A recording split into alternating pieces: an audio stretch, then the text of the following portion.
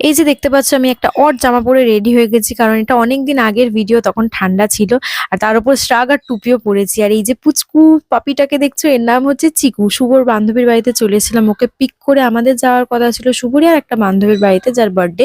আর আমি ড্রেসটা চেঞ্জ করে নিয়ে ভেতরে টপটা পরে নিয়েছি, আর তার উপরে শ্রাগ একটু প্রেজেন্টেবল লাগছে বার্থডে পার্টির মতন। তারপর চলে এসেছিলাম বার্থডে গার্লের বাড়িতে, নিচে গিফট রেখে ছাদে চলে এসেছিলাম, কারণ ছাদে পুরো প্রপার ওয়েতে ডেকোরেশন চলছিল জোর কদমে। পুরোপুরি এই সেট আপটা ওর বয়ফ্রেন্ড আর আমরা বন্ধুরা মিলে ডিজাইন করেছিলাম।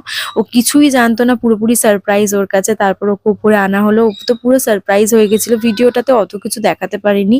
আর এই দেখো ওর মা ওকে গিফট করলো একটা সোনার ছোট্ট চেন বা পেন্ডেন্ট, আমার ঠিক খেয়াল নেই।